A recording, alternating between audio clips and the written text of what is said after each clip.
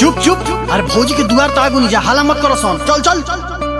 अरे का है भौजी, पुआ पूरी बन गईल, तनी आवो ना दुआरा पर, कुछ लाइल बांध ले लो।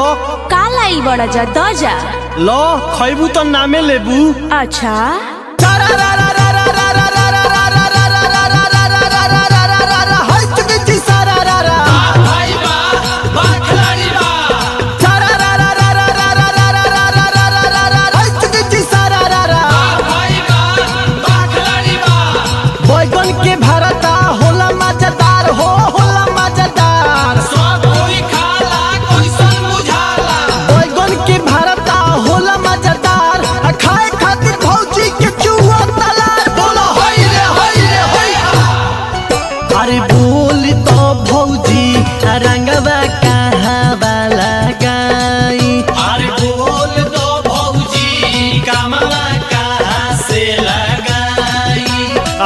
हल हमार खाई कोइलू खोआ मलाई, आदि हल हमार खा कोइलू खोआ मलाई। हरे बोल तो भौजी रंगवा कहवा लगाई, हरे बोलो ए भौजी औरी कवची खियाई।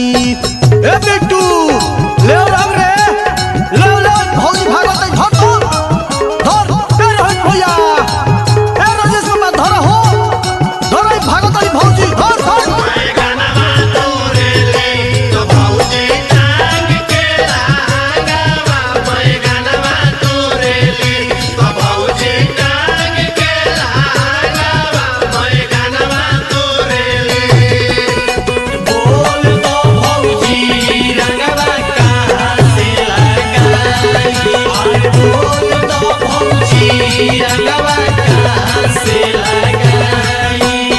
लहौरी ना ये दादा, अब तोहर दिहल सामान ना ले हो। काहे ए भौजी, होली में अंजनी भैया नहीं खान तो हमें साथ पुराइब। हम सब बुझतानी तो लोग के छही तर होली में का चाहता लो, का चाहता नहीं जा भौजी।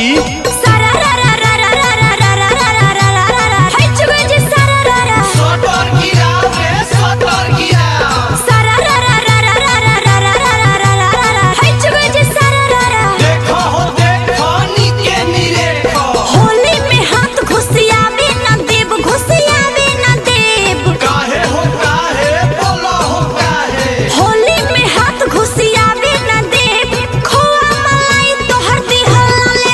बोला होई रे ए हाँ, होली में खियावला देवरू पानावा हो, मनवा लोबुर करे।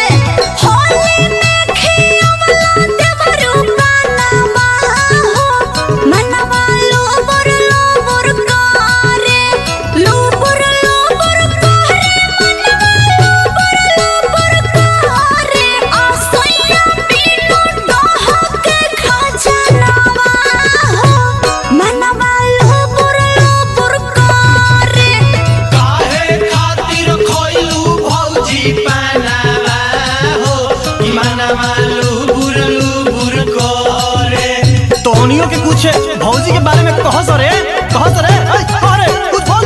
अरे का ब्यास दम धरा हमारा के छोड़ के गइलो दिल्ली रोजो दुनिया आई हो पालो, आ देवारा कोरेला छेड़ा कोनिया आई हो पालो, आ देवारा कोरेला छेड़ा कोनिया आई हो पालो।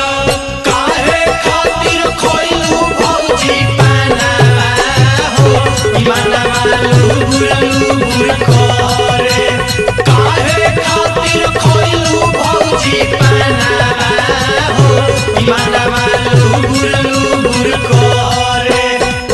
ए भौजी यही से नु कहतानी कि दिनेश भैया के आज छोड़, अब भर होली देवरे से नाता जोड़ा। ए भौजी देखो, हम कुल बात गोलू सम्राट जी से अब विक्रांत जी से कह दे, बुझला। सुनो ए भौजी, हमार नौजीत भैया का कहता रे।